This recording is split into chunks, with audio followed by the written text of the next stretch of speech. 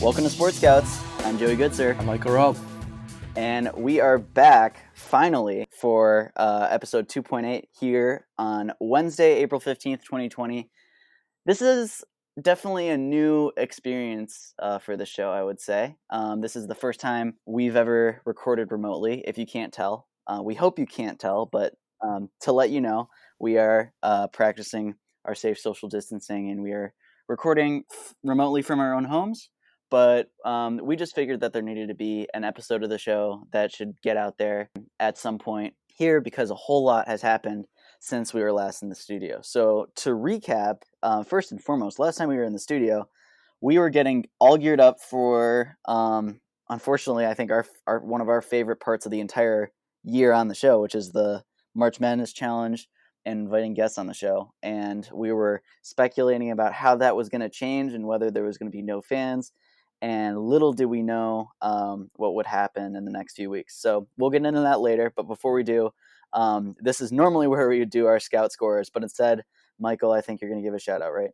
Yeah, so nobody expected, I guess, any of this to happen. And all those spring sports that even, I guess, the end of basketball season, our teams were done. But even the others around the country, I guess, not just in the IHSA playoffs, I guess, but everywhere.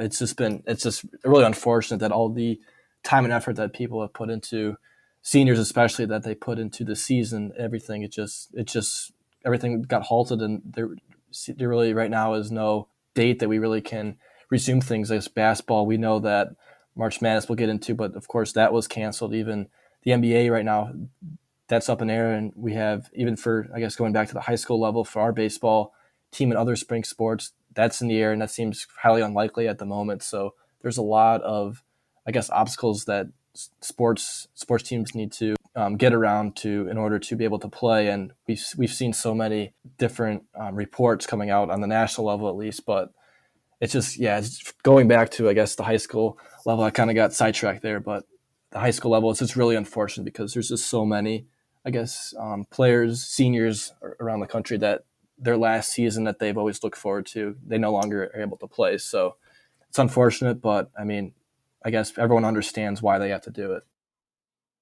Yeah, I mean, it's a crazy time, and we're just looking out for all of those athletes out there who are implicated, the winter athletes whose end of their season was implicated, and especially those spring sports who were just getting excited to get into their final season for the seniors and a new season for the others. And unfortunately, that's looking like it's going to be, at a minimum, very, very severely jeopardized, if not canceled. But we're hoping for a future in some way in which they can be recognized, or they can have some type of closure to their careers, because there were a lot of valuable teams that we had and athletes that we had coming up on this season. And baseball, you mentioned, obviously it's no secret that this baseball team was going to have a big year, and we were looking forward to that when we were recording our transition guest segment with Connor about Lake Forest High School sports. And we got I know your track season's been implicated. We got so many other sports. Girls soccer, always a big sport. But yeah, all of those spring sports. Before we get into the show and we move on to national sports, we thought that in this spot where we normally cover those local scores, and now we can't because there's nothing going on, we would give a shout out to you guys. So that's going to be it for this very, very strange edition of Scout Scores. And we're going to move on to really our news segment, which is really going to take up everything. And first, we're going to kind of recap what happened. So, Michael, do you want to get into that? Yeah, so like I said, we were, I guess, like Joey said too, we were in the studio. We were expecting March Madness to, I guess, still happen, but without fans, because everyone was getting more information, and that the virus was continuing to spread. So it would be best that there would be no fans, with having to deal with so many logistics with different locations that the teams would have to travel. So we had a little bit of hope that there would at least be the tournament without any fans. But then that next day, I guess it was that next night, that everything really seemed to escalate. It was when Rudy Gobert on the Utah Jazz and Donovan Mitchell tested positive, and that was kind of the awakening call, I guess, for the Twitter world. And that came out, I guess, on the news, because I guess following Twitter that night, that was just crazy because everything was just happening all at once. Everything was being canceled, postponed, whatever. And that was, I mean, that was a night that everything kind of the sports world especially just came to a halt. And that next day, everything just was canceled from spring training to March Madness. Everything was turned upside down. And I guess there still really is no, I guess, date that we are set to return with so much uncertainty. So I might have missed, what else, Joey, did I miss from that night? Well, I mean, you're really right in saying that, the NBA suspending their season after Rudy Gobert tested positive on the night of March 11th was kind of the big turning point, I think, because before that, the precedent was kind of like, okay, we're going to move forward but have no fans, and we're going to be heavily monitoring the situation. But then, once a pretty known face in the NBA tested positive, the NBA, within seconds announced that their season was over, for the time being. I think I remember seeing Steve Wojciechowski's, his Twitter, who obviously normally breaks the news for the NBA and is the guy you look forward to for that. I remember his feed literally was, It's he blowing tested up. positive. Yeah. He tested positive, and then right after the NBA just suspended their season. So I think that was, I at least thought and knew that was a big turning point where I was like, okay, the goalpost just got moved. Things are going to happen now. And soon enough, the next day, you had the MLS pull out. I think they were first, and then the NHL and MLB, which were pretty big, and then individual collegiate athletic programs started to pull out. The most major of that news being Duke and Kansas, because at that point we knew that Duke and Kansas were not going to compete in March Madness And had there been a March Madness, and without Tudor, and the major contenders in the tournament too. That's kind of the moment that we, I guess, kind of knew, all right, this is over.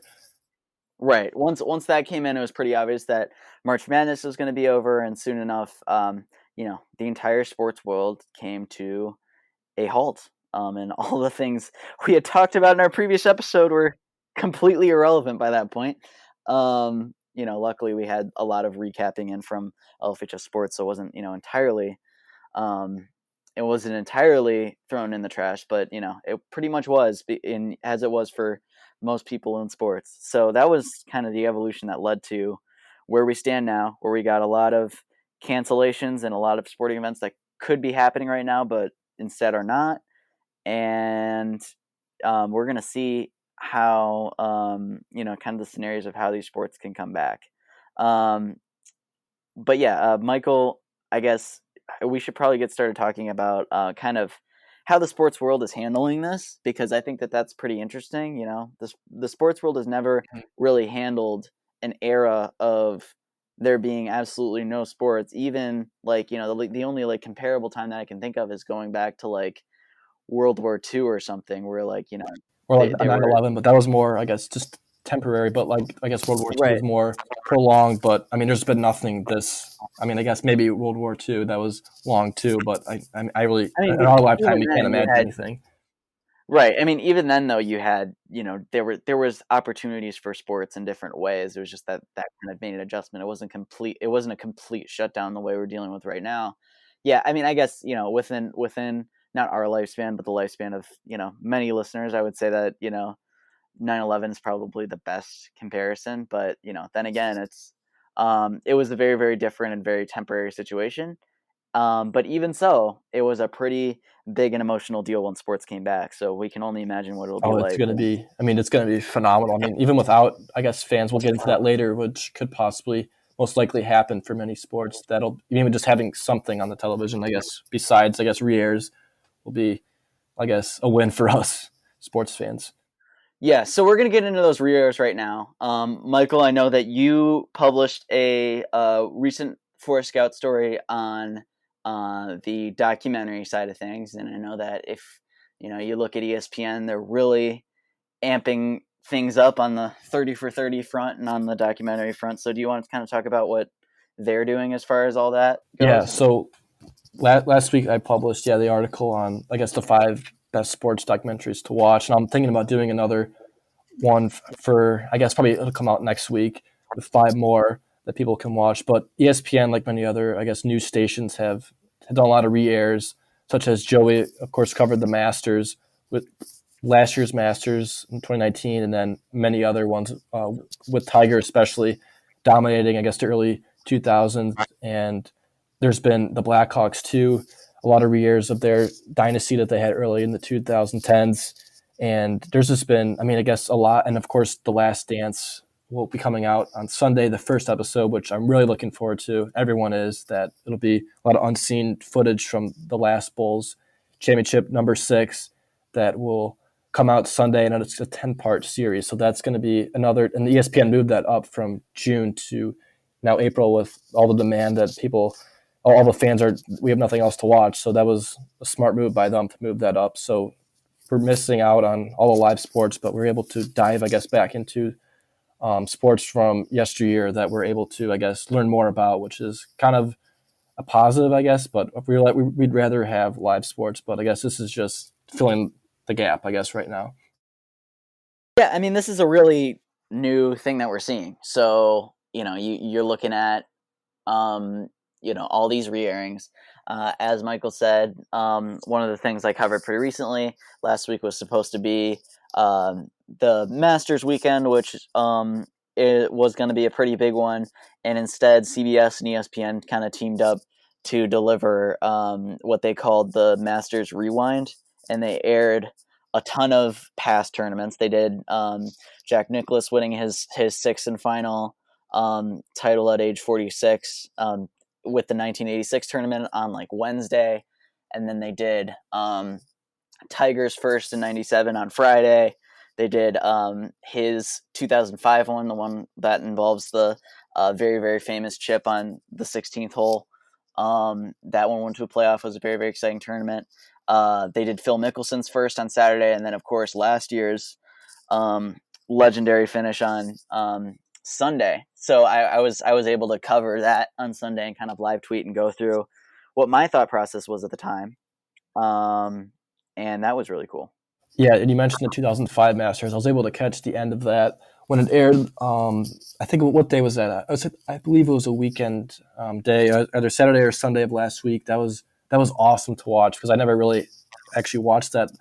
The final few holes, I always just saw the famous putt that Tiger had on the 16th hole, but be able to watch from, I think I started watching from the 13th hole all the way up towards the playoff, and then seeing, I guess, Tiger's just reaction, I guess, after that putt on 16, just being able to watch, and then what happened after was really cool to watch. I never really, I guess, would have thought I would have been able to watch it, but because there's just so much other stuff going on, I guess, when there's live sports that you really never think to go back and watch that, but to be able to do that, I guess, was pretty fun. Yeah, I mean, it's really cool. I think the Masters did an especially good job because their coverage is so consistent and so commercial free kind of. So it was perfectly set up for that. But yeah, so I did that coverage. Temporarily re-released my article from last year about it on the website and went on the front page for a while. I even gave people the link back to the episode that we recorded that week last year, in which Michael very, very boldly picked Tiger to win, which at the time was a very, very bold move, but ended up being right with that. So that was cool. Yeah, that was a total guess. We were actually talking about that before we started recording that. It was just a total guess. I read an article before I made the pick that Tiger in his backyard at one of his homes has, I guess, the greens of Augusta and then some other, I forget the other places where he has it.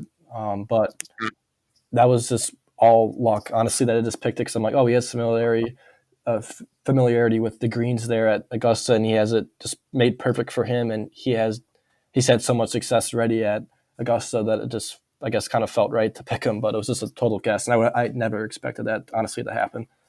Right. I mean, it was more of a emotional hope thing on our side of things. Little did we know that would be what would happen, and it'd be one of the most memorable sports moments of our lives, I would say. But yeah, that re-air was happening.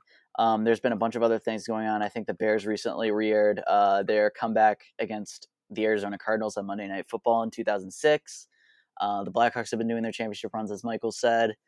But yeah, they've really been kind of stepping in to take advantage of this in some way, and so that's kind of cool. But I do think, as Michael said, the biggest and most exciting one is, after much demand on Twitter from fans, complaining that they have nothing to watch, ESPN was able to move The Last Dance up to up to April, and starting on Sunday here with 2 episodes, we're gonna get a lot of really really cool sports coverage of yesteryear.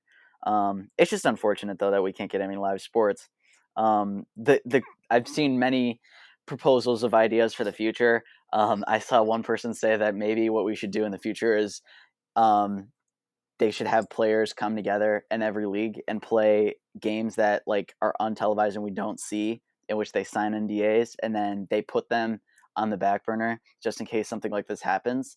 Because like it'd be really cool if there was like a random NBA game from like 2005 that no one knew ever happened that we could watch, you know. Yeah, that would So I've be. seen I mean, they've been scramble mode. I guess just thinking of ideas and those. I mean, that's another good one that they could possibly, I guess, add because so many people are just desperate for anything. So that's another good idea. yeah, so they've really been taking an interesting approach to it, but you know, it's definitely been hard. So um, it's obvious that speculation on how things are going to come back and the way things are going to come back is a very prevalent conversation right now. And for that reason, we're going to kind of get into that because it's very, very uncertain, and we've seen a lot of different scenarios put out there. So I think we can start. I think we'll start with the NBA because that's probably out of all the leagues that are currently continuing. That's probably the thing that most people are looking into. Um, if you guys want to check out the Four Scout, Wilson put out a very, very awesome article on the different scenarios in which the NBA could come back. But I think we should talk through all of them because I think that there are different things to consider with different pros and cons, and I think that you know it's definitely a needed conversation right now because it's just so uncertain. Yeah, I would have to agree because I mean, I can get into this after you about the NBA, but of course, Dr. Fauci, who's been very vocal, one of the I guess lead doctors in all of this, that has been in all of the White House press conferences daily, so he's a very familiar face now, and he's even said the same thing that there's just so much still, I guess, yet to uncover that it's just hard to predict anything that any like to make a set date. There's really no way that I mean that anyone can do that because if you it's most likely it'll be moved back. So you really can't put our hopes up because we just know that we're kind of expecting the worst and we're hoping for the best. So yeah, it's just I'll let you get into the NBA then. Yeah. So here are the options that Wilson had on his article, and I think we can kind of talk through them. So the you know based on the variety of scenarios that could happen, again, the worst part of this is just the uncertainty of our kind of future right now. But um, one option is play could resume um, as soon as it's possible without fans, which is a possibility that I've heard considered. Even that you know there would be they would do it in a different place, which is another thing that he talks about of you know kind of doing that same thing except in Las Vegas, kind of like the summer league, in which they'd have you know kind of the league congregate in one place. Um, That would just be crazy though, especially come with the playoffs coming near. Just no right, fans at all. Like that's just a huge part of any sport, honestly. So I guess, right. I but mean that's part of it for me. Like, you know, I was almost relieved when March Madness was canceled because, you know, it was going to be such a weird experience having it without fans. So, you know, it's there are definitely negative aspects of things, but I guess we can kind of make our best of the scenario and look at the positives, and I think that that's probably one of them. Another option that Wilson talks about is, you know, once things can go back to normal, they should just go right into the playoffs. yeah, I would Because agree. There's no because point at the of, I guess, waiting any longer because who knows how long we have, I guess, to make it happen. right, and, you know, he makes the argument, you know, at least 75% of the regular season has been played at this point. You know, we kind of know where teams are, and it'd be really, really cool to see fully rested playoff teams, you know, playing a playoffs. I would definitely agree. Like, if that's possible, I think that that's the best option for sure. But yeah, those are kind of the options with the NBA. Um, and then Stephen Bradley did an article on the NHL. The NHL has very, very similar scenarios. It's just the issue is the NHL race is very tight right now. Unlike the NBA, the only team that's technically, like mathematically eliminated from the playoffs is the Red Wings, who are last in the league. So it's a little bit more complicated because it's a little bit harder to go straight into a playoff format for the NHL right now. But those are all being considered.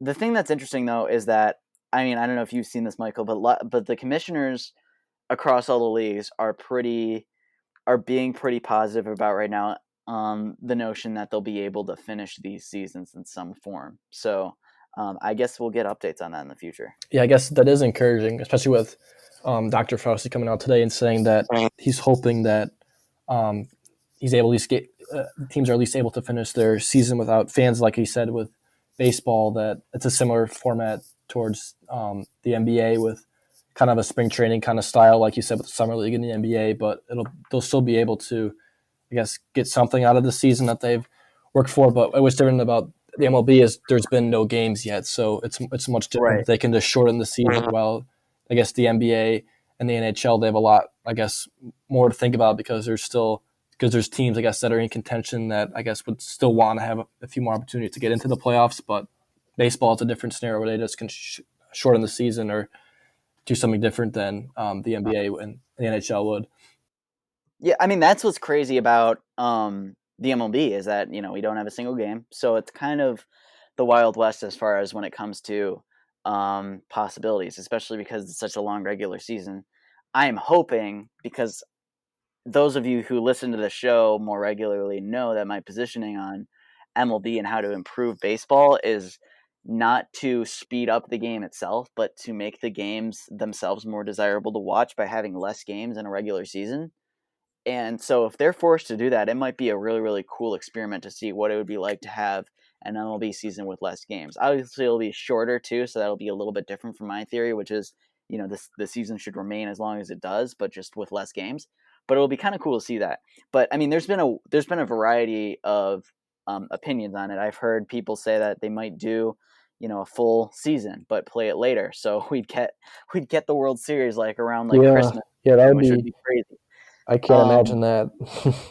right. That would be Even the Masters too, like we talked about in November. That just seems. I mean, it's always Masters comes after March Madness, but everything's just getting right. I mean, mixed we up. didn't even, we didn't even get it into the PGA Tour. I mean, there's so many sports to talk about that are Yeah, impacted by just this. But everything. Yeah, I guess. Yeah. once things comes back, it's going to be crazy because as it stands right now, the PGA Tour has dates set up for their condensed season within like September, October, and November, like in the fall, and they've basically like brought all the majors like super close together. And the Masters is going to be in like November, and they're all pretty close to each other. We know that the Open Championship is canceled, but otherwise, it's like a full PGA Tour season minus the players, which got postponed halfway through, but it would all happen very, very close to each other. So it'd be kind of an exciting version of the golf season, but also very, very weird. So, I mean, there's so many scenarios right now. I don't know. I think that for me, and Michael, you can say what you think about this too. For me, there's kind of two sides to this. There's one side of me, there's the sports, there's the bored sports fan side of me who wants to see games happen as soon as we can get them to happen, whether that's without fans or in a different location, even if that involves the MLB going to some type of format where the spring training divisions or what they stick with for the entire year.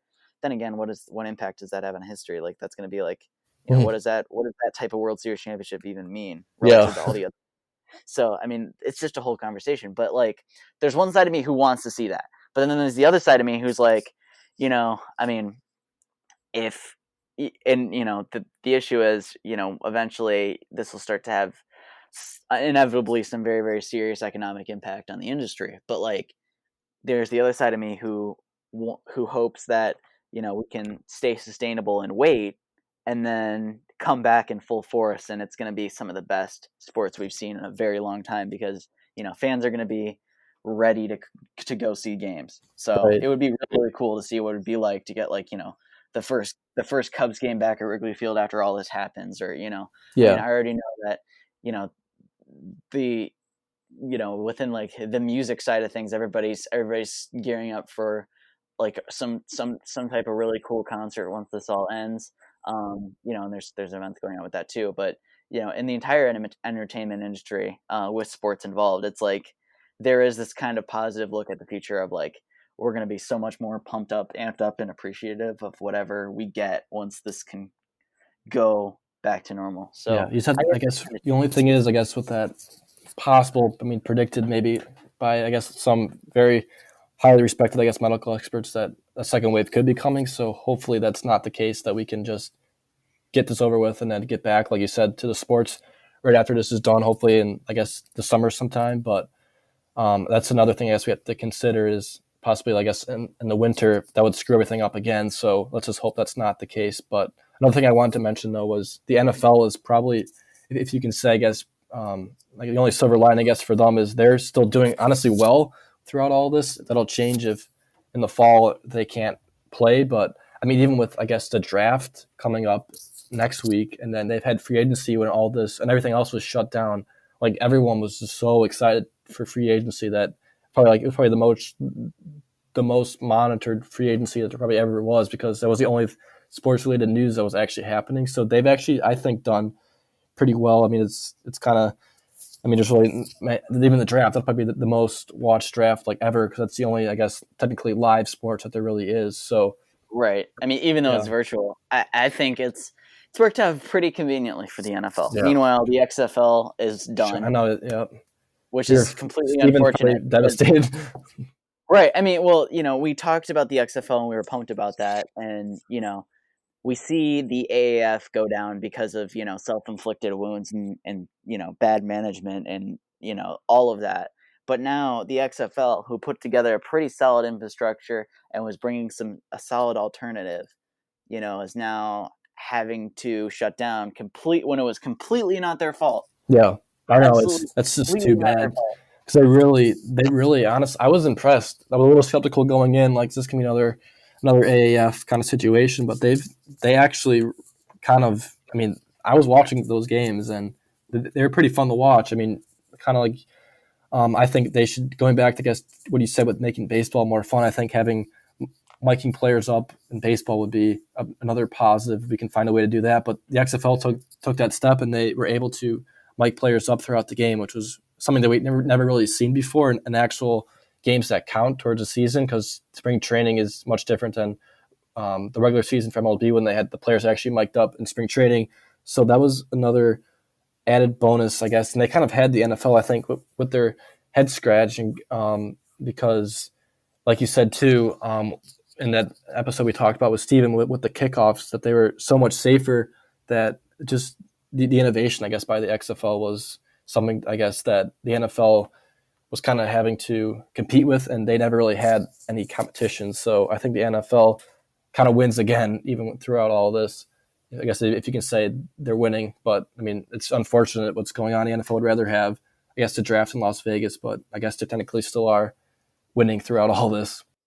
Yeah, it is kind of crazy that it's kind of crushing everything else, but this on the NFL side of things are okay. We'll see what happens going forward on that, because as you hinted at, there is that possibility. We don't know how long this could last, and it could actually impact football seasons, and I think that's when this really could start getting scary. Is if we get if this impacts the way that the college football season or the NFL season plays out, because you guys know that we cover all sports, but in the end we're football guys. So seeing that as a possibility is definitely pretty scary. Yeah, I mean, I can deal with, honestly, the other sports being canceled, but college football and the NFL are honestly my two favorite to watch, and that would just be a real shame, especially in, I guess, the NFL with the Bears. I mean, they've been decent. I guess, of course, last year was a down year, but 2018, I feel like we could possibly, with a healthy defense, be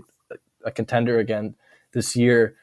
And having a quarterback, maybe Nick Foles could be taking over, and who knows how good he Yeah, I can mean, be. Nick Foles. So if we don't have that, then I mean, it's kind of, that'll be a real shame, because that's a sport that's just followed by so many people around the country and even globally. So that would be possibly I think that would be the biggest blow to the sports world, is having, I guess, college football and then the NFL canceled.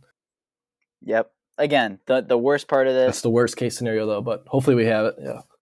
Right. The worst part of this is the future, and that's why we're having this casual episode right now, because we don't know what the future is going to be. At the time we recorded our previous episode, we didn't know that could be our last normal in studio version of Sports Scouts, but that very well could be it. So for now, we're giving you guys this remote episode just because we want to have some type of closure. So Our plan is to put this out for you guys and just kind of have it as a gathering place for sports fans to talk about all that's happened and all of the uncertainty that is our future right now.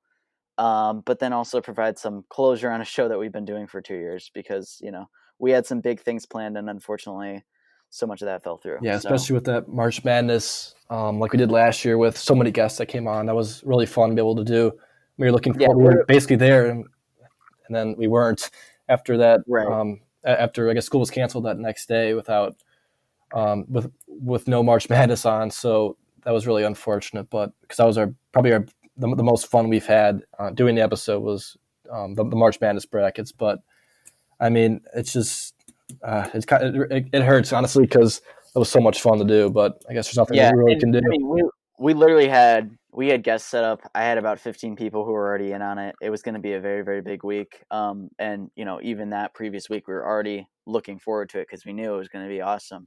And just I guess just the fun of filling out a bracket, just in general, honestly, like that's just so much. Right. I mean, it's just so much fun every year just to be able to fill out a bracket and see how you do. Like, who knows how good your bracket could be.